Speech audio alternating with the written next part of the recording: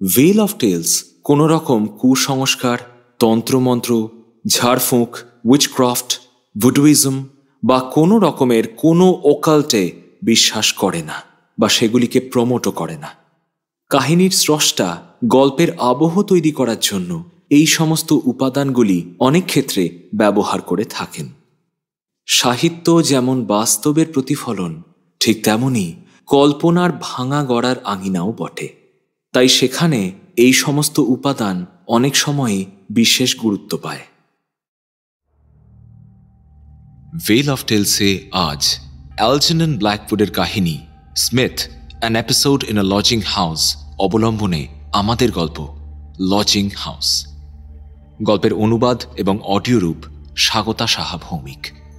গল্পের পরিচালনা, প্রোডাকশন ও sound design আমি শীর্ষেন্দু ভৌমিক, সহ পরিচালনা এবং সহযোগিতায় স্বাগতা সাহা ভৌমিক।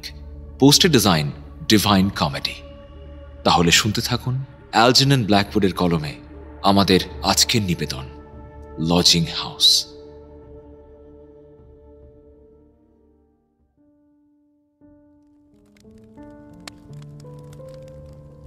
ফায়ারপ্লেসের সামনে গোল করে বসে থাকা শ্রোতাদের উদ্দেশ্য করে ডাক্তারবাবু বললেন, তখন আমি মেডিকেল কলেজের ছাত্র। আমার এই দীর্ঘ জীবনের বহু অভিজ্ঞতার ভিড়ে সেই সময়ের একটা বিশেষ ঘটনা আর একজন মানুষকে আমার আজও স্পষ্ট মনে আছে। এখনো সেসব কথা মনে পড়লে আমার শরীর কেমন যেন ঠান্ডা হয়ে যায়, স্নায়ু দুর্বল হয়ে পড়ে। আমি তখন একটা সস্তার ভাড়া বাড়িতে থাকি। আমার উপরের ফ্লোরে স্মিথ নামের একজন ভদ্রলোক ভাড়া থাকেন। সত্যি কথা বলতে কি, সারাদিন পড়াশুনো, লেকচার, রোগী দেখা এসব নিয়ে এত ব্যস্ত থাকতাম যে বাড়ির অন্যান্য ভাড়াটেদের সাথে ভাব জমানোর সময় আমার একেবারেই ছিল না। এই স্মিথ ভদ্রলোকের সাথেও আমার পরিচয় ছিল না। আর 5টা ভাড়াটের মতন তিনিও ছিলেন আমার প্রতিবেশী মাত্র। স্মিথের সাথে আমার আলাপ হয় খুব হঠাৎ করে, আকস্মিকভাবে। আপনাদের কাছে এই অতীতের কাহিনী রোমন্থন করতে গিয়েও আমার কেমন যেন অস্বস্তি হচ্ছে, বলতে পারেন ভয় করছে। হ্যাঁ, এটা ঠিক যে আমি বিজ্ঞানের মানুষ, ডাক্তারি আমার পেশা। তবুও সেই সব দিনের ওই ব্যাখ্যাহীন ঘটনাগুলো আজও না আমার অন্তরাত্মাকে কেমন নাড়িয়ে দেয়। আপনারা হয়তো অনেকেই জানেন যে ডাক্তারির পাশাপাশি আমার আরও একটা বিষয়ে বিশেষ আগ্রহ রয়েছে, সেটা হলো ভাষা চর্চা। যখন মেডিকেল কলেজে পড়তাম তখনও পড়াশোনার পাশাপাশি অবসর সময়ে নানান রকম ভাষা নিয়ে চর্চা করতাম। কিন্তু আমার এই শখের ব্যাপারটা ওই স্মিথ ভদ্রলোক কি করে জানলেন তা আমি জানি না, কারণ আমি এ বিষয়ে কখনোই কাউকে কিছু বলিনি। একদিন হঠাৎই তিনি আচমকা আমার ঘরে এসে উপস্থিত হলেন। আপনারা বিশ্বাস করবেন না, মানে ভদ্রলোক কোনো রকম কোনো পরিচয় পর্ব না সেরেই একেবারে সরাসরি একটা কাগজ হাতে নিয়ে আমার কাছে চলে এলেন। বললেন, দেখুন, এই হিব্রু উচ্চারণগুলো আমি ঠিকঠাক করতে পারছি না, আমাকে দয়া করে এগুলোর উচ্চারণ করতে একটু সাহায্য করুন। তখন কাঁচা বয়স, অপরিচিত কোনো লোকের কাছে নিজের জ্ঞান জাহির করতে পারলে খারাপ লাগতো না, বরং ভালোই লাগতো। তাই আগু পিছু না ভেবে আমি ভদ্রলোকের সমস্ত জিজ্ঞাসা মিটিয়ে দিলাম। ওনার যা যা জানার ছিল সবকিছু জানিয়ে দিলাম। কিন্তু তার পরিবর্তে তিনি আমাকে ছোট্ট একটা ধন্যবাদ জানিয়ে বিদায় নিলেন। ধন্যবাদ। তিনি ঘর থেকে প্রস্থান করতেই উপলব্ধি করলাম যে আমার আশেপাশে প্রতিদিন যে ধরনের মানুষদের আমি দেখি তাদের থেকে ইনি সম্পূর্ণ আলাদা ধাঁচের একজন মানুষ। এমন মানুষ সচরাচর চোখে পড়ে না। লোকটা কেমন যেন একটা অস্বাভাবিক, অন্যরকম, মানে অদ্ভুত প্রকৃতির। তবে দেখে একেবারে খামখেয়ালি বলেও কিন্তু মনে হলো না, বরং মনে হলো এ যা করে তা স্বেচ্ছায় ভেবে চিন্তে করে। কিছুদিনের মধ্যেই বুঝলাম যে আমাদের পারিপার্শ্বিক জগৎ, মানুষ, চাওয়া পাওয়া এসবের সাথে এই ভদ্রলোকের বিশেষ যোগাযোগ নেই। আরও পরে জেনেছিলাম যে তার জ্ঞানের বিচরণ ক্ষেত্র অন্য এক জগৎ। সেই জগৎ যেমন আদিম তেমনি অন্ধকার। ভদ্রলোক চলে যাওয়ার পর বেশ কিছুক্ষণ আমি চুপ করে বসে রইলাম। কোনো এক অজ্ঞাত কারণে এই লোকটি সম্পর্কে আমার ভীষণ কৌতূহলের উদ্রেক হলো। কি করে লোকটা? পেশাই বা কি? ভাবতে ভাবতে খেয়াল করলাম আমার সারা শরীর জুড়ে কেমন যেন একটা কাঁটা দেওয়া ভাব, বেশ ঠান্ডা ঠান্ডা লাগছে। স্মিথের চেহারাটাও ছিল ভারী অদ্ভুত। বয়স আন্দাজ বছর 45। ওর কাঁধ দুটো অস্বাভাবিক রকমের চওড়া, কিন্তু সেই অনুপাতে হাত দুটো বেশ ছোট এবং শীর্ণকায়, অত্যন্ত বেমানান। হাতের আঙুলগুলো অতিরিক্ত সরু। ওর চেহারায় আরও একটা বৈশিষ্ট্য সহজেই নজর কাড়ে, সেটা হলো ওর মাথা। মস্ত বড় লম্বাটে আকারের একটা মাথা। সেই মস্তিষ্কে বুদ্ধি, কল্পনা, আইডিয়া এসব যে গিজগিজ করে তা যে কেউ দেখলেই বুঝতে পারবে। কিন্তু গোটা মুখমণ্ডলের মধ্যে সবচেয়ে আশ্চর্য হলো ওর চোখ দুটো। মানুষের চোখ সত্যি ওরকম হয় কি না আমি জানি না। চোখ জোড়া যেন সবসময় হরিণের মতো ঘুরছে, সবসময় চঞ্চল কিন্তু সন্ত্রস্ত একটা দৃষ্টি চোখে মুখে। কিছুক্ষণ ওই চোখের দিকে তাকিয়ে থাকলে মনে হয় ওগুলোর যেন রং বদলায়, আবার কখনো চরিত্রও বদলায়, আকারও বদলায়। এই মুহূর্তে মনে হয় চোখের রং গাঢ় নীল, আবার পর মুহূর্তেই তার রং পাল্টে হয়ে যায় সবুজ বা ধূসর। আমাদের প্রথম সাক্ষাতের পর বেশ অনেকবারই স্মিথের সঙ্গে দেখা হয়েছে। কারণ সেই একই, ভাষার সঠিক উচ্চারণ জানা। তার কাজ হয়ে গেলে তিনি আর এক মুহূর্ত আমার ঘরে দাঁড়াতেন না, তৎক্ষণাৎ বিদায় নিতেন। এই মর্মে একটা বিষয় আপনাদের বলে রাখা ভালো, তখন শীতকাল, তার উপর আমার ছাপোষা ঘরখানা বেজায় স্যাঁতস্যাঁতে। আর একটা জিনিস খেয়াল করেছিলাম যে এই ভদ্রলোক যতবারই আমার ঘরে এসে উপস্থিত হন ততবারই ঘরখানা যেন আরো বেশি ঠান্ডা হয়ে যায়। সারা শরীর কেমন যেন ভারী হয়ে আসে। সত্যি বলতে স্মিথ যে এগুলো ইচ্ছে করে করত তা কিন্তু নয়। আসলে ওর উপস্থিতির মধ্যেই এমন কিছু ছিল যা জাগতিক বিচার বুদ্ধি দিয়ে অনুধাবন করা যায় না। সহজ করে বলতে গেলে স্মিথ আমার মধ্যে কেমন যেন এক অলৌকিক অনুভূতির উদ্রেক করতেন। কারণটা উনি নিজে নন, বরং আরো অন্য কিছু। অনেক চেষ্টা করেও ভদ্রলোকের পেশা আমি জানতে পারিনি। দিনের বেলায় তাকে কখনো দেখতাম না। সম্ভবত উনি সারা রাত জাগতেন এবং দিনের বেলাটা ঘুমিয়ে কাটাতেন। ওর সাথে কাউকে কোনোদিন দেখা করতে আসতেও দেখিনি। কিরকম যেন অদ্ভুত অন্ধকারের জীব। তা কৌতূহল চাপতে না পেরে আমি একদিন আমাদের বাড়িওয়ালিকে ডেকে তার সম্পর্কে জিজ্ঞাসাবাদ করলাম। অবাক হয়ে দেখলাম ভদ্রমহিলা আমার কথায় বেশ অসন্তুষ্ট হলেন। স্মিথ সম্পর্কে আমার বাড়তি কৌতূহল দেখে তিনি বললেন, দেখো বাছা, আমার ভাড়াটে কিভাবে দিন যাপন করবে তা নিয়ে তোমাকে ভাবতে হবে না। সেটা সম্পূর্ণ ওর ব্যক্তিগত ব্যাপার। এ ব্যাপারে তোমার নাক না গলালেও চলবে।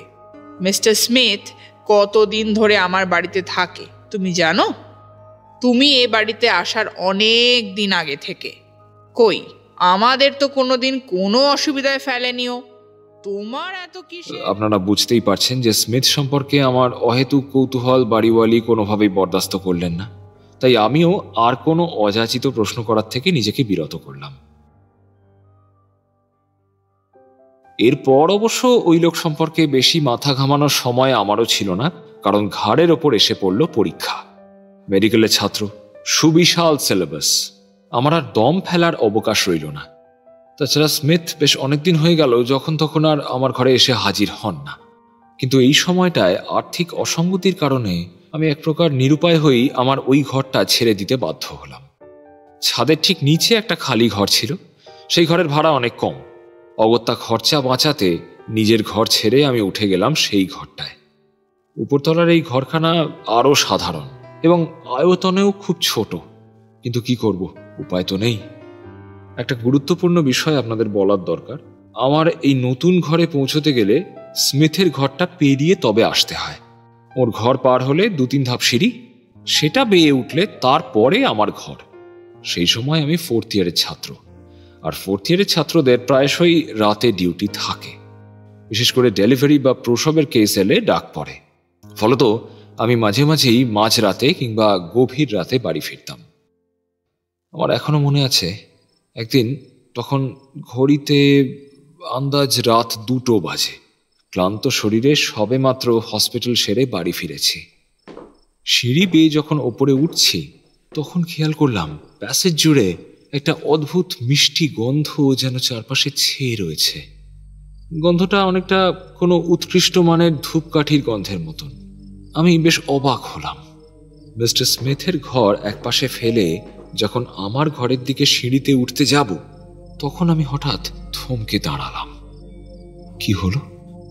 আমি যা শুনলাম তা কি ঠিক? কান খাড়া করে শোনার চেষ্টা করলাম। হ্যাঁ, ঠিক। এত রাতে স্মিথের ঘর থেকে কাদের যেন কণ্ঠস্বর পাওয়া যাচ্ছে না, আর স্মিথের নিজের গলা তো একদম সপ্তমে। কার উপর এত চিৎকার করছে ও? যে লোকের সাথে কেউ কখনো দেখা করতেই আসে না, যে লোক মানুষের সঙ্গ রীতিমতো এড়িয়ে চলে, তার ঘরে এত রাতে কারা এসেছে? তাহলে কি এই লোক কোনো খারাপ কাজের সাথে যুক্ত, যে কাজ রাতের অন্ধকার ছাড়া দিনের আলোয় করা যায় না? সিঁড়ির ওপর দাঁড়িয়েই আমি কান পাতলাম।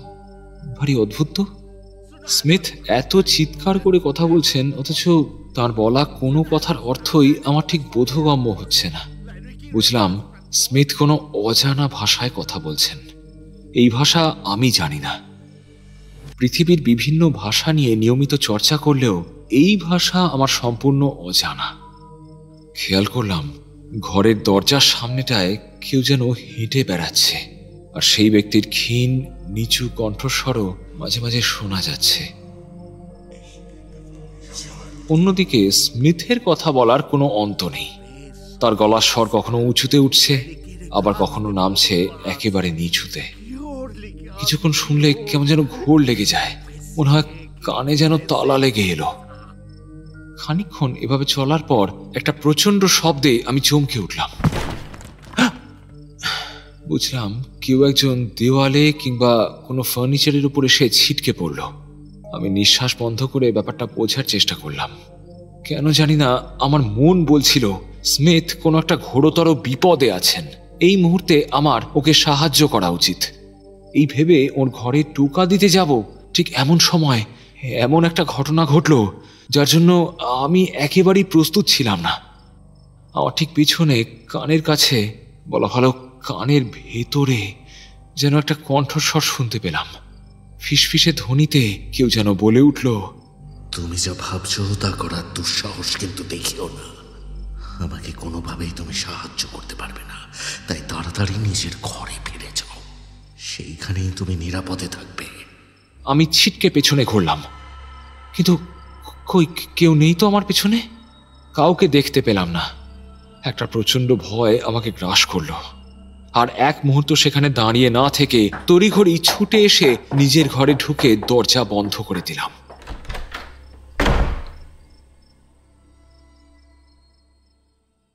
সেই রাতের পর থেকে স্মিথ সম্পর্কে আমার কৌতূহল যেন দ্বিগুণ বেড়ে গেল। সাথে আমার আশেপাশের পরিবেশে কেমন যেন একটা পরিবর্তন লক্ষ্য করলাম আমি। আজকাল আমার ঘরে কেমন যেন একটা থমমারা গুমোট ভাব অনুভব করি আমি। স্মিথের সাথে আমার দেখা হয় না, অথচ তিনি আমার পাশের ঘরেই থাকেন। এই ভাবনাটাই কেমন যেন আমার কাছে একটা অস্বস্তির কারণ হয়ে দাঁড়ালো। রাত্রি নামলেই বাড়ির ওপরের তলাটা কেমন যেন ভুতুড়ে হয়ে ওঠে। সিঁড়ি দিয়ে ওপরে ওঠার সময় গা ছমছম করে। এক এক সময় মনে হয় স্মিথ যেন আমার মনকে এক অদৃশ্য সুতোর মাধ্যমে নিয়ন্ত্রণ করছেন। আমি না চাইতেও কোথাও যেন লোকটার সাথে জড়িয়ে যাচ্ছি, আর সেটা যে ঠিক কিভাবে তা আমি বলতে পারবো না। আমার গোটা সত্তাটাই যেন ধীরে ধীরে অন্য কারোর অধীনস্থ হয়ে পড়ছে। এরকম সম্মোহিত অবস্থায় আমি যে ঠিক কি ভাবতাম বা ঠিক কি মনে করতাম, এখন আর সেসব স্পষ্ট মনে নেই। সবসময় কেমন যেন একটা ঘোরের মধ্যে থাকতাম আমি। মনের মধ্যে শুধু একটাই নাম ঘুরপাক খেত, স্মিথ। ডাক্তারবাবু আবারও থামলেন, হাতের পাইপটা নামিয়ে রাখলেন টেবিলের ওপর। ফায়ারপ্লেসের আগুন এখন অনেকটাই কমে এসেছে। ঘরময় একেবারে পিন ড্রপ সাইলেন্স। একটা লম্বা শ্বাস নিয়ে তিনি আবারও বলা শুরু করলেন। একদিন রাতে চেয়ারে বসে বই পড়ছি। বইয়ের মধ্যে এক প্রকার ডুবেই গিয়েছিলাম। হঠাৎ দরজা খোলার শব্দে চমকে ঘুরে তাকালাম সেদিকে। দেখলাম আমার অনুমতি না নিয়েই আমার ঘরে এসে প্রবেশ করেছেন মিস্টার স্মিথ। ভদ্রলোককে দেখে আমি চেয়ার ছেড়ে উঠে দাঁড়ালাম। তিনি কিন্তু বিশেষ ভদ্রতার ধার ধারলেন না। প্রথমে আমাকে কয়েকটা হিব্রু শব্দের উচ্চারণ জিজ্ঞেস করলেন। আচ্ছা, এই শব্দগুলোর উচ্চারণ আমাকে ঠিকঠাক করে একটু বলো তো। তারপর ঘরের চারপাশে একবার চোখ ঘুরিয়ে নিয়ে আমাকে বললেন, তোমার কাছে রুবিনিক্যাল ট্রিটিসটা আছে, তাই না? তুমি খুবই ভাগ্যবান, এই এত মূল্যবান সম্পত্তির মালিক তুমি। আমার মুখ হাঁ হয়ে গেল। ইনি কি করে জানলেন যে আমার কাছে এই বইটা রয়েছে? স্মিথ আমাকে আরও অবাক করে দিয়ে সোজা চলে গেলেন আমার বুকশেলফের একদম কাছে। আমার কিছু বলা বা প্রতিবাদ করার আগেই তার হাত পৌঁছে গেল নির্দিষ্ট স্থানে, যেখানে রাখা আছে সেই বইটা, রুবিনিক্যাল ট্রিটিস। উনি যেন আগে থেকেই জানতেন যে বইটা আমি কোথায় রাখি। বইটা হাতে নিয়ে তিনি উল্টে পাল্টে দেখতে লাগলেন। আমার মনের মধ্যে নানান প্রশ্ন জেগে উঠল। আমি ভদ্রভাবেই তাকে নানান রকম কথা বলতে লাগলাম, নানান প্রশ্নও করতে লাগলাম। গুটি কয়েক প্রশ্নে তিনি উত্তর দিলেন, আবার খুব ভালো প্রশ্ন, খুব ভালো প্রশ্ন, এরকম বলে এড়িয়ে গেলেন। এই প্রথমবার ভদ্রলোক প্রায় 10 থেকে 15 মিনিট আমার ঘরে রইলেন। তারপর আর একটাও কথা না বলে আমার বইটা বগল দাবা করে নিয়ে ঘর থেকে ঝড়ের গতিতে বেরিয়ে গেলেন। বইটা তিনি নেবেন কিনা বা আমি তাকে বইটা দিতে চাই কিনা সেসব অনুমতির ধারও ধারলেন না। শুনতে পেলাম নিজের ঘরে ঢুকে সজোরে দরজাটা বন্ধ করে দিলেন তিনি। স্মিথের প্রস্থানের পর আমি আরও কিছুক্ষণ বইতে মনোসংযোগের চেষ্টা করলাম। কয়েক মুহূর্ত কাটতে না কাটতেই আবারও ঘরের দরজা খুলে গেল। দেখলাম আবারও স্মিথ এসে উপস্থিত হয়েছেন। মনে মনে এবার খানিক বিরক্তই হলাম। ভদ্রলোক সদর দরজা থেকে মোমবাতির আলো আধারি গায়ে মেখে আমার চেয়ারের সামনে এসে দাঁড়ালেন। তারপর আমার কানের কাছে মুখ এনে খানিক ফিসফিস করেই বললেন, আশা করি রাতেই তুমি ঠিকঠাক ঘুমোতে পারো, কেউ তোমাকে বিরক্ত করে না তো? প্রশ্ন শুনে আমি কেমন যেন বোকা বনে গেলাম। বললাম, হ্যাঁ, রাতে বিরক্ত মানে না, মানে সেরকম তো কিছু। যাক, শুনে খুশি হলাম। ভদ্রলোক কিন্তু আমার বিষয়বোধকে বিশেষ পাত্তা দিলেন না। বললেন, শোনো, একটা কথা সবসময় মনে রাখবে, তোমার যদি কখনো কোনো অস্বস্তি বা ভয় বা এইরকম কিছু হয় তাহলে কাল বিলম্ব না করে আমাকে তক্ষুনি ডাকবে, মনে রেখো কথাটা। বলেই তিনি ঘর থেকে দ্রুত বেরিয়ে গেলেন। মিনিট কয়েক আমি নীরবে বসে রইলাম। ভাবতে লাগলাম, এসবের অর্থ কি? লোকটাকে এমনি দেখে তো পাগল বলে মনে হয় না, কিন্তু এরকম আচরণের মানে কি? আচ্ছা, উনি কি কোনো বিষয়ে আমাকে সাবধান করতে চাইছেন? কিন্তু কেন? এতদিনে একটা ব্যাপার বুঝেছিলাম যে স্মিথ নিঃসন্দেহে মধ্যযুগীয় জাদুবিদ্যা, প্রাচীন হিব্রু মিস্টিসিজম এইসব নিয়ে চর্চা করেন। মাথার মধ্যে স্মিথের কার্যকলাপ, আচরণ এসব পরপর সাজিয়ে আমি মন দিয়ে চিন্তা করতে লাগলাম। ভদ্রলোক রাত জাগেন, ওর ঘরে রাতে ভিজিটার্স আসে, আমাকে এসে মাঝে মাঝেই নানান হিব্রু শব্দের সঠিক উচ্চারণ জিজ্ঞেস করেন, এবং এই প্রত্যেকটা শব্দই হিব্রু ভাষাতত্ত্বে ওয়ার্ডস অফ পাওয়ার বলে গণ্য হয়। মানে এই সমস্ত শব্দের একটা নিজস্ব কম্পন বা অনুরণন থাকে, এবং সেই কম্পন এতটাই মারাত্মক যে নিয়ম মেনে এসব শব্দোচ্চারণে নানান অলৌকিক ক্রিয়াকলাপ ঘটানো সম্ভব। স্মিথ যে অন্ধকার জগৎটা নিয়ে নাড়াঘাটা করেন তা ওর নিজের জন্যও ভয়ঙ্কর হতে পারে, এমনকি মৃত্যু পর্যন্ত ঘটতে পারে। কথাটা মাথায় আসতেই আমি নড়ে চড়ে বসলাম। অন্ধকারের শান্তি নষ্ট না করাই ভালো। ভাবনায় ডুবে গেলাম আমি। এভাবে কতক্ষণ কাটল? 10 মিনিট, 15 মিনিট, কিংবা বড়জোর আধ ঘন্টা। এমন সময় হঠাৎ অনুভব করলাম আমার চেয়ার থেকে সামান্য দূরে কেউ যেন এসে দাঁড়িয়েছে। প্রথমে চমকে উঠলেও ঠিক তার পর মুহূর্তেই মনে হলো এমন নিঃশব্দে স্মিথ ছাড়া আর কেই বা আমার ঘরে আসবে। চেয়ার ছেড়ে উঠে কিছু একটা বলতে যাব, দরজার দিকে চোখ পড়তেই আমার হৃদস্পন্দন আচমকাই যেন বেড়ে গেল। হে কি, আমার ঘরের দরজা তো বন্ধ! কেউ তো দরজা খোলেনি। দরজা খুললে আমি তো শব্দও পেতাম। আমি চকিতে আবার সেই দিকে তাকালাম যেখানে একটু আগে কেউ একজন দাঁড়িয়েছিল। কই, এখন তো সেখানে কেউ নেই, কেউ না। মোমবাতির আলোয় চোখ ঘুরিয়ে চারপাশটা দেখতে লাগলাম। কাউকে দেখতে পেলাম না, তবুও একটা অজানা অনুভূতি ধীরে ধীরে গ্রাস করলো আমাকে। মনে হলো এই ঘরে আমি ব্যতীত আরও কেউ একজন আছে, আর সেই অদৃশ্য অস্তিত্বের অদৃশ্য দুই চোখ আমার ওপরেই নিবদ্ধ। একসময় মনে হলো সেই অস্তিত্ব আমার খুব কাছে এসে পড়েছে, যেন যেন আমাকে খানিক স্পর্শ করলো। আমি চমকে উঠে এদিক ওদিক দেখলাম। সারা শরীর বরফের মতো ঠান্ডা হয়ে এলো আমার ইচ্ছে করলো ঘরের এমন কোনো কোনায় গিয়ে লুকিয়ে পড়ি যেখানে আমাকে কেউ দেখতে পাবে না, কেউ না। কিন্তু সেই ভাগ্য আমার কোথায়? এই ছাপোষা ঘর, তাতে থাকার জায়গারই অভাব আর লুকোবার জায়গা। কিন্তু না, এভাবে ভয় পেলে তো চলবে না। আমি হাতে মোমবাতি নিয়ে ঘরময় এদিক ওদিক ঘুরতে লাগলাম। ঘর সম্পূর্ণ ফাঁকা, সেখানে আমি ছাড়া দ্বিতীয় কোনো মানুষের চিহ্ন মাত্র নেই। তবে কি আমি এতটাই ভুল দেখলাম? হতেই পারে না। আমি স্পষ্ট দেখেছি চেয়ার থেকে খানিক দূরে কেউ একজন এসে দাঁড়িয়েছিল, এবং আমার ষষ্ঠ ইন্দ্রিয় বলছে সেই লোক এই ঘরে এখনো উপস্থিত। জানি না কেন আমার মনে হলো আমি যাকে দেখতে পাচ্ছি না সে আসলে আমার থেকে আয়তনে শক্তিতে অনেক বড়, অনেক। সেই সুবিশাল অস্তিত্বের বিশালত্ব এতটাই যে আমার মতো সামান্য মানুষের চোখ তাকে ধরতে পারছে না। আমরা মানুষেরা যেমন মশা মাছি অবলীলায় মেরে ফেলতে পারি, এই দানবীয় অস্তিত্ব ঠিক সেই রকম মুহূর্তেই আমাকে শেষ করে ফেলতে পারে। কিছুক্ষণ অতিবাহিত হতেই আমি বুঝতে পারলাম আমার ঘরে যে ঢুকেছে তার বিশেষ একটা উদ্দেশ্য আছে। শুধু মন নয়, আমার শরীরেও একটা অদ্ভুত পরিবর্তন লক্ষ্য করলাম আমি। মনে হলো নিমেষে আমার শরীর থেকে সমস্ত প্রাণ শক্তি কেউ যেন শুষে নিচ্ছে। সারা শরীর জুড়ে শুরু হলো একটা অসহনীয় যন্ত্রণা। দম বন্ধ হয়ে আসতে লাগলো আমার। ক্রমশ নিজের উপর নিয়ন্ত্রণ হারিয়ে ফেললাম আমি।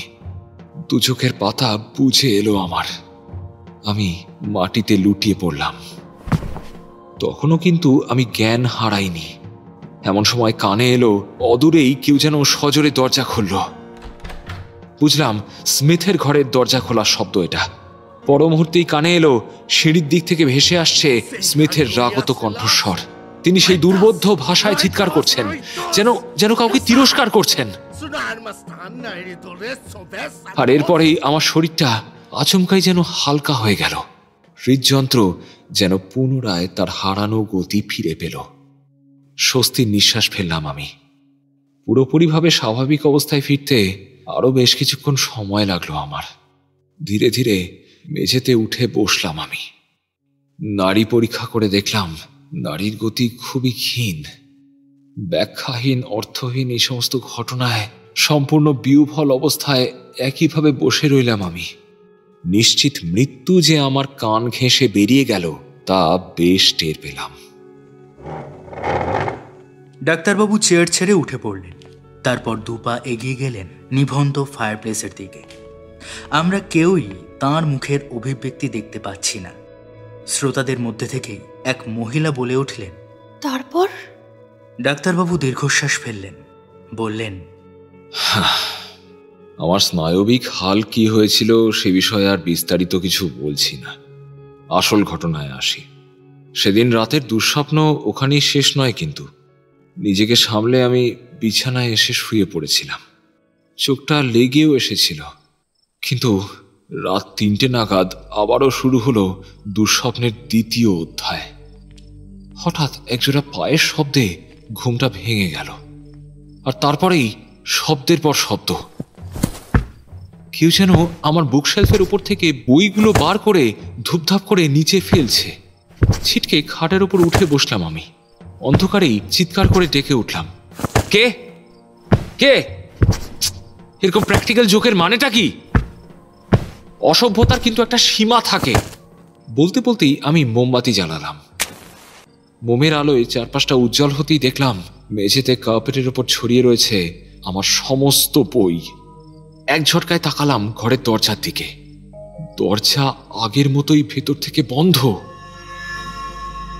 মেঝেতে উবু হয়ে বসে দেখলাম আমার শেলফে যত ভাষা সংক্রান্ত বই থাকে একমাত্র সেগুলোই সেখান থেকে বার করে মাটিতে ফেলা হয়েছে।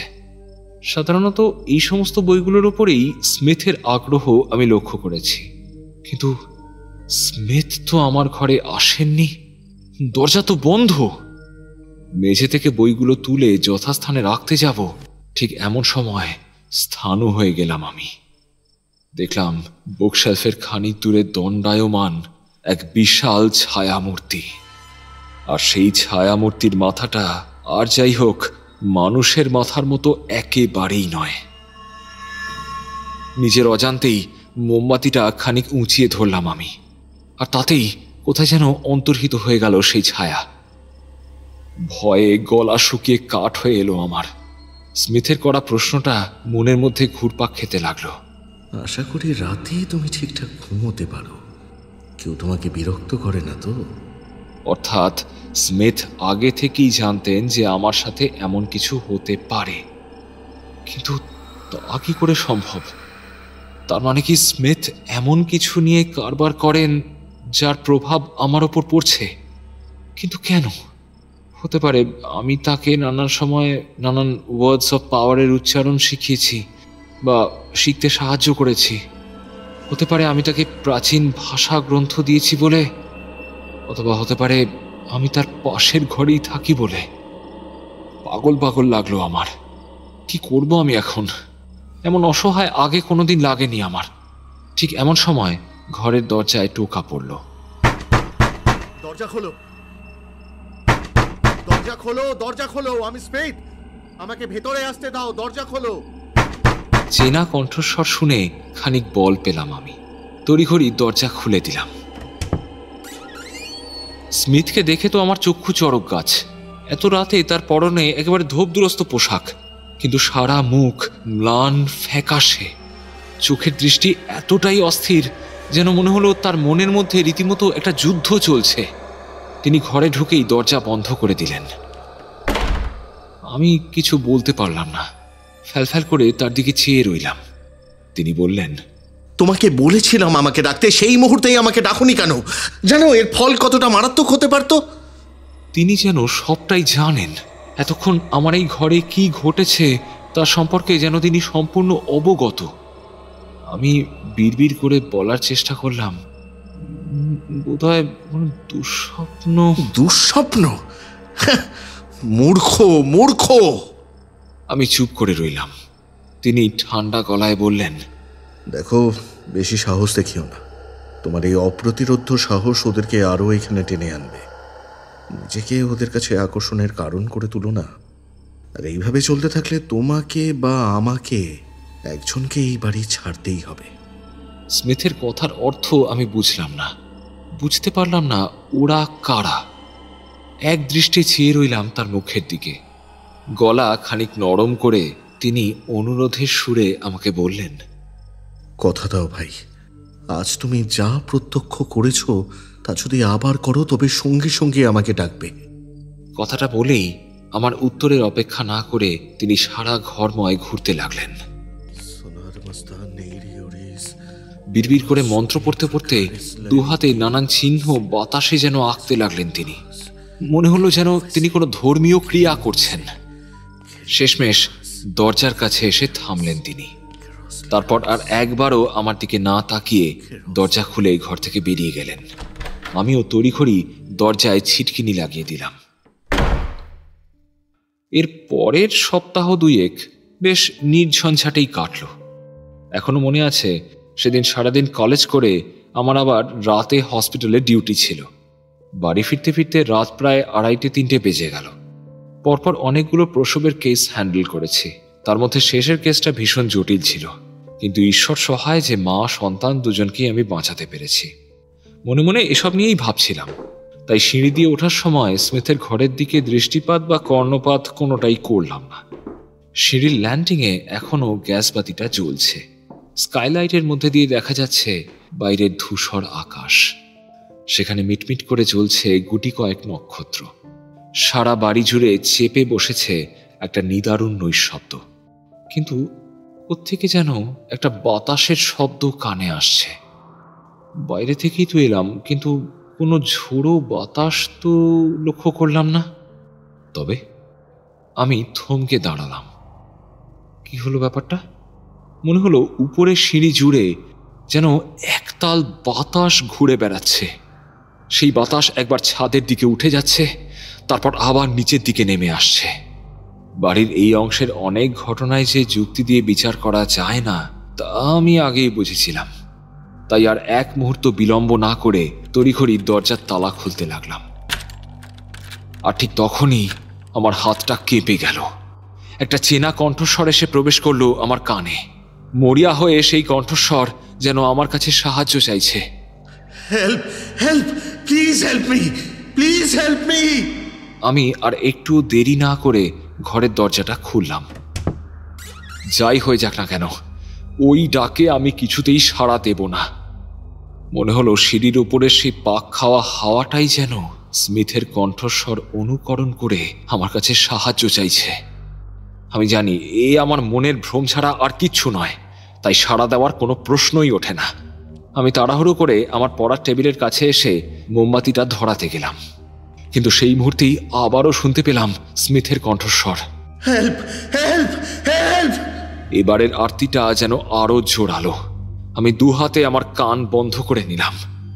আমি এই ডাক আর শুনতে চাই না, কিন্তু একে উপেক্ষা করা আমার মতন সাধারণ মানুষের পক্ষে কি সম্ভব? আচমকাই আমার হাতের উপর যেন অদৃশ্য 5টা আঙুলের চাপ অনুভব করলাম। তারপর এক অদৃশ্য শক্তি যেন আমাকে টেনে নিয়ে এলো আমার ঘরের বাইরে। তারপর যেন কোনো মন্ত্র বলে আমাকে বাধ্য করলো সিঁড়ি দিয়ে নেমে আসতে। স্মিথের ঘরের ঠিক বাইরে এসে থামলাম আমি। মন বলল আর বিলম্ব করা ঠিক হবে না। স্মিথ বলেছিলেন আমার সাথে অস্বাভাবিক কিছু ঘটলে ওকে ডাকতে। আমি দরজায় জোরে জোরে ধাক্কা দিলাম, কিন্তু স্মিথ দরজা খুললেন না। অগত্যা আমি উপায়ান্তর না দেখে শরীরের সমস্ত শক্তি এক করে সজোরে সেই দরজায় ধাক্কা দিলাম। স্মিথকে সাহায্য করতেই হোক বা তার থেকে সাহায্য নিতেই হোক, ওর ঘরে আমাকে ঢুকতেই হবে। দরজা খুলে গেল। আমিও হুড়মুড়িয়ে গিয়ে পড়লাম ঘরের ভেতর। নিজেকে সামলে নেবার আগেই আমার যেন দম বন্ধ হয়ে এলো। এই ছোট্ট এক চিলতে একটা ঘরে চাপ চাপ ধোঁয়া। মনে হলো যেন মেঘের রাজ্যে প্রবেশ করে ফেলেছি আমি। আলো আধারি ঘরখানায় চোখ সইতেই দেখলাম ম্যান্টেলপিসের ওপর রাখা একটা মাত্র লাল বাতি, আর সেই আলোর উৎস থেকেই ঘরে সামান্য আলোর আভা তৈরি হয়েছে। সেই রক্তাভা আলোতে চোখ ঘুরিয়ে দেখলাম সারা ঘরে কোনো আসবাবপত্র নেই। মেঝের এক কোনায় ডাই করে রাখা মেঝের কার্পেটটা, আর তারপরেই চোখ পড়ল মেঝেতে পাতা সাদা কাঠের প্ল্যাঙ্কগুলোর ওপর বিশাল আকার এক বৃত্ত আঁকা হয়েছে। সেটা আঁকা হয়েছে কালচে রঙের কোনো একটা পদার্থ দিয়ে। সেই কালচে পদার্থ থেকে বিচ্ছুরিত হচ্ছে একটা হালকা আলো, আর সেই আলোকে কেন্দ্র করেই নির্গত হচ্ছে ধোঁয়া। সেই ধোঁয়ার চাদরে নিজেদের মুড়িয়ে ঘরময় ঘুরে বেড়াচ্ছে বেশ কিছু ছায়ামূর্তি। সেই ছায়ামূর্তির দল যে অবশ্যই কোনো মানুষ নয় তা বলাই বাহুল্য। এইসব অস্তিত্বের সঙ্গে কোনো সাধারণ মানুষের সংস্রব থাকতেই পারে না। এরা সৃষ্টির বা বিবর্তনের এমন কোনো সময় বা অধ্যায় থেকে উঠে এসেছে যার সাথে পৃথিবীর প্রাণীকুল কিংবা জন্ম মৃত্যুর কোনো সম্পর্ক নেই। বুঝতে পারলাম ঠিক 2 সপ্তাহ আগে গভীর রাতে আমার ঘরে যে ছায়ামূর্তি প্রবেশ করেছিল সে এদের মতোই একজন। আমি স্থবির হয়ে দাঁড়িয়ে রইলাম। সারা শরীর থরথর করে কাঁপছে আমার। ঘরে আমার উপস্থিতি টের পেয়ে গেছে এরা, আর টের পেতেই আমাকে এক প্রকার চারপাশ থেকে ঘিরে ফেলেছে। কেউ আমার সামনে, কেউ পেছনে, কেউ কাঁধের কাছে, কেউ কপালের কাছে। প্রত্যেক মুহূর্তেই মনে হচ্ছে এরা যেন আরো ঘন হয়ে আমার আরো কাছাকাছি এসে পড়ছে। আর সাথে শুনতে পাচ্ছি বাতাস জুড়ে এক ফিসফিস ধ্বনি। এই অবিরাম ফিসফিসানি ঘরময় হাওয়ার মধ্যে পাক খাচ্ছে। তারা একবার ঘরের সিলিংয়ের দিকে উঠে যাচ্ছে, তারপর আবার নেমে আসছে মেঝের কাছে। অলৌকিক এই অস্তিত্বরা যে কেবল একতাল মেঘ বা হাওয়া তা কিন্তু নয়। এরা ঘরের মধ্যে তৈরি করেছে এক অত্যাশ্চর্য টান। জলের মধ্যে যেমন ভর্টেক্স বা ঘূর্ণি তৈরি হয়, এরাও যেন এক একটা ভর্টেক্স। এদের আসরিক টানে শরীরের প্রত্যেকটা অঙ্গ প্রত্যঙ্গ যেন ছিটকে খুলে যাওয়ার উপক্রম হলো। শুধু তাই নয়, সেদিনের মতো আবারও আমার প্রাণ শক্তি যেন এরা শুষে নিচ্ছে। এই সব কিছুর মধ্যেই এবার আমার চোখে পড়ল ঘরের ডান পাশের দেওয়ালের দিকে। অন্ধকারে সয়ে আসা দৃষ্টিতে দেখলাম স্মিথ কোনো রকমের দেওয়ালে পিঠ দিয়ে দাঁড়িয়ে আছেন। তার হাতের আঙুলগুলো যেন চেপে বসতে চাইছে শক্ত দেওয়াল ভেদ করে। তার মুখমণ্ডল ভয়ার্ত, অসহায়। দেখতে পেলাম স্মিথের উপর ছায়ামূর্তির দল ক্রমশই যেন চেপে বসছে, যেন পিষে ফেলবে এক লহমায়। তবুও স্মিথ হাল ছাড়বার পাত্র নন। তিনি দাঁতে দাঁত চেপে সেখানে দাঁড়িয়ে থাকার প্রাণপণ চেষ্টা করছেন। মাটিতে পড়ে গেলে আর বোধহয় বাঁচার উপায় থাকবে না। তিনিও আমাকে দেখতে পেয়েছেন, কিন্তু কোনো কথা বলতে পারছেন না। আমার অবস্থা যে কি শোচনীয় তা বলে বর্ণনা করা সম্ভব নয়। মানুষ অনেক কঠিন পরিস্থিতির সঙ্গে মোকাবিলা করে, কিন্তু আমি এমন এক পরিস্থিতির সামনে এসে দাঁড়িয়েছি যা পার্থিবই নয়।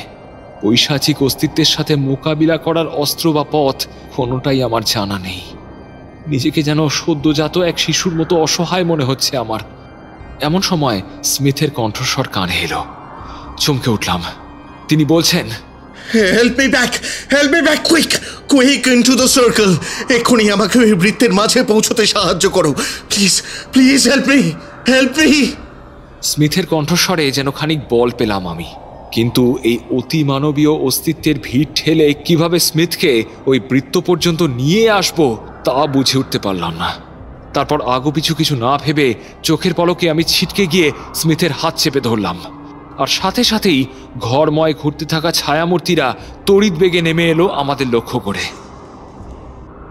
আমিও ছাড়বার পাত্র নই। স্মিথের হাত শক্ত করে ধরে তাকে প্রাণপণে টেনে আনার চেষ্টা করলাম সামনের দিকে। কিন্তু ঘরের মধ্যে যেন এক ভয়ঙ্কর প্রলয় সৃষ্টি হয়েছে। হাওয়ার শোঁ শোঁ শব্দে কানের পর্দা ছিঁড়ে যাওয়ার উপক্রম। এই ধাক্কাটা আমি বা স্মিথ কেউই সামলাতে পারলাম না। প্রচণ্ড ধাক্কায় সজোরে গিয়ে পড়লাম দেওয়ালের কাছে। অবস্থা যতই ভয়ানক হোক, মাথাটা যেন হঠাৎ খানিক পরিষ্কার হয়ে গেল। বুঝলাম স্মিথকে ওই ছায়ামূর্তিরা ওই বৃত্তের কাছে পৌঁছাতে দিতে চায় না। তারা ওকে ওখানেই শ্বাসরোধ করে পিষে মেরে ফেলতে চায়। ব্যাপারটা মাথায় আসতেই আমি আবারও উঠে দাঁড়াবার চেষ্টা করতে লাগলাম। তারপর স্মিথকে মেঝের ওপর দিয়ে টেনে আনতে লাগলাম বৃত্তের দিকে। এর ফল হলো মারাত্মক। সেই শয়তানি অস্তিত্বগুলোর দৃষ্টি ঘুরল আমার দিকে। এক অপ্রতিরোধ্য ধাক্কায় আমি খানিকটা শূন্যে ভেসে উঠলাম। তার পর মুহূর্তেই ছিটকে গিয়ে পড়লাম জানালার কাছে। সারা শরীর যেন যন্ত্রণায় ছিঁড়ে যেতে লাগলো। নিজেকে সামলে কোনো রকমে চোখ তুলে দেখলাম স্মিথ বহু কষ্টে প্রবেশ করার চেষ্টা করছেন সেই বৃত্তের মধ্যে, কিন্তু তাকে বারবার পিছন দিকে টেনে আনছে কতগুলো অদৃশ্য হাত। স্মিথ যন্ত্রণায় কয়েকবার আর্তনাদ করে উঠলেন। তারপর সর্বশক্তি একত্রিত করে স্মিথ এক প্রকার লাফ দিয়ে এসে পড়লেন বৃত্তের ভেতর। কয়েক মুহূর্ত মেঝেতে উবু হয়ে বসে হাঁফাতে লাগলেন তিনি। বায়বীয় অস্তিত্বরা তাকে ঘিরে ঘুরপাক খেতে লাগলো। তারপর স্মিথ টলমল পায়ে উঠে দাঁড়ালেন। তারপর ধীরে ধীরে নিজেকে সামলে নিলেন। এখন তিনি শরীর টান টান করে দৃঢ়ভাবে দণ্ডায়মান। তার চোখে মুখে ভয়ের লেশ মাত্র নেই। তার মুখমণ্ডল কঠিন, সাহসী, জ্যোতির্ময়। দেখলাম তার চোখের দৃষ্টিতে যেন আগুন জ্বলছে। সেই জ্বলন্ত দৃষ্টি ঘরময় একবার পাক খেল, আর তারপরেই তার গুরুগম্ভীর কণ্ঠস্বরে সারা ঘর যেন কেঁপে উঠল। Stop it! প্রথম দুটো শব্দ আমি বুঝতে পারলাম, কারণ সে দুটো ইংরেজিতে বলা। আর তারপরেই তিনি শুরু করলেন সেই না জানা ভাষায় অদ্ভুত এক মন্ত্রোচ্চারণ। ক্রমশ তার কণ্ঠে নিনাদ বৃদ্ধি পেতে লাগলো।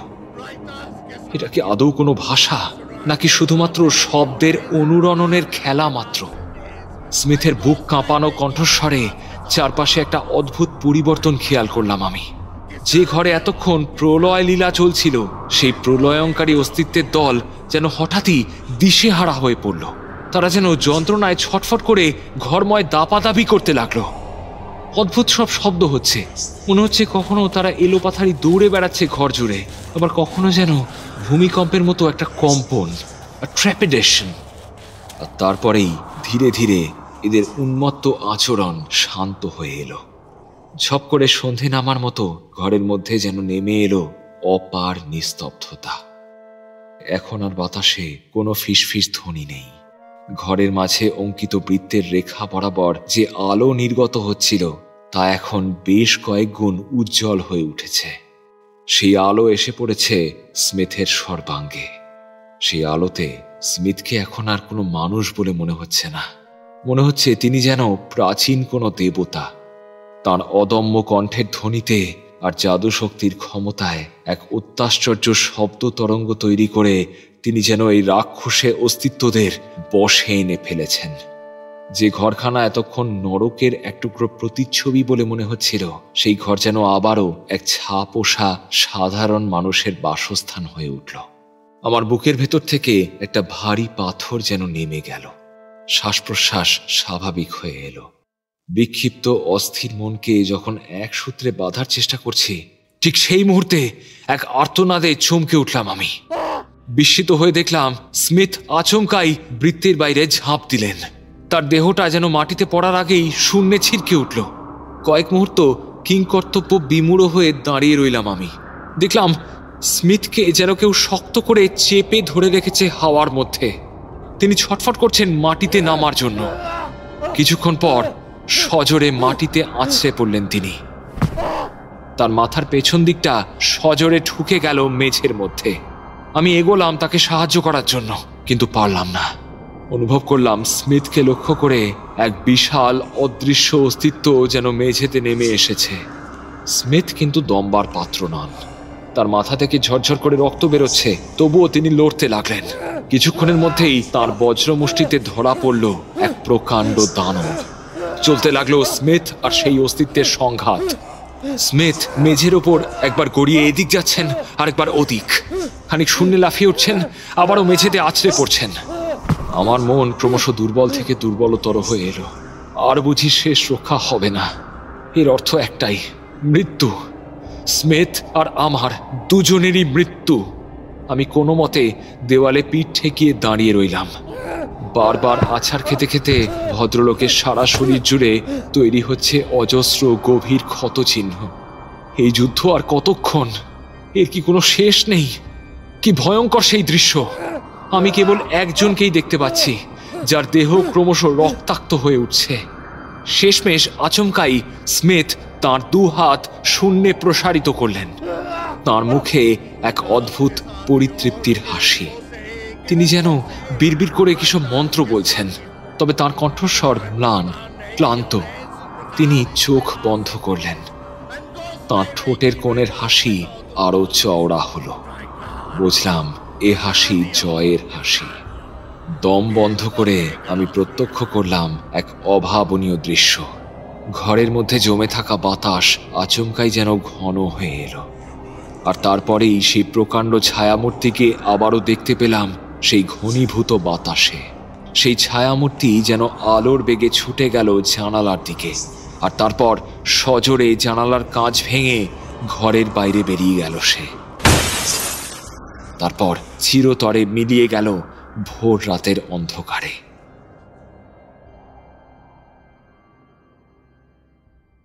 এবার আমি স্মিথের দিকে ছুটে গেলাম। তার মুখ যন্ত্রণা কাতর, তবুও তিনি যথাসম্ভব দৃঢ় কণ্ঠে আমার দিকে চেয়ে বললেন, ঈশ্বরকে অনেক অনেক ধন্যবাদ। তুমি আর সঠিক সময় না এলে, আমাকে সাহায্য না করলে। স্মিথের গলা কম্পমান। তিনি বললেন, তুমি আজ আমার প্রাণ বাঁচিয়েছো বন্ধু।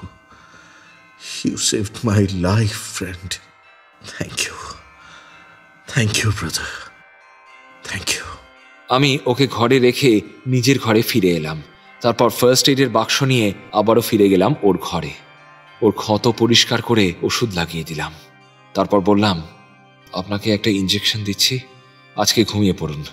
আশা করি আজকে আর কোনো নতুন ঘটনা ঘটবে না। স্মিথ হেসে মাথা নাড়লেন। আমি আর কথা বাড়ালাম না। ইঞ্জেকশন দিয়ে নিজের ঘরে চলে এলাম। খাটের পাশে বড় বড় দুটো মোমবাতি জ্বালিয়ে রেখে শুয়ে রইলাম। চোখে ঘুম এলো না। মনস্থির করলাম, আর যাই হোক না কেন, এই বাড়িতে আর নয়। পরদিন সকালে বাড়িওয়ালির সাথে কথা বললাম। তাকে বলে দিয়ে এলাম যে এই সপ্তাহের শেষেই আমি বাড়ি ছেড়ে দেব। যদিও যে কটা দিন সপ্তাহের বাকি ছিল, সে কটা দিন রাতটুকু আমি হাসপাতালেই কাটাতাম। ডাক্তারি ছাত্র, তাই নতুন বাড়ি পেতে বিশেষ বেগ পেতে হলো না। রাত বিরেতে সব বাড়িতেই আমার মতো লোকের দরকার পড়ে বেশি। ডাক্তারবাবু হাসলেন, তারপর একটা লম্বা শ্বাস নিয়ে বললেন, স্মিথের সাথে আমার আর কোনোদিন দেখা হয়নি। তার যে জীবনের ঝুঁকি নেই তা আমি জানতাম। হয়তো এখনো আমার সেই রবিনিক্যাল ট্রিটিস বইটা তার কাছেই রাখা আছে। হয়তো এখনো রাত হলে কে বলতে পারে।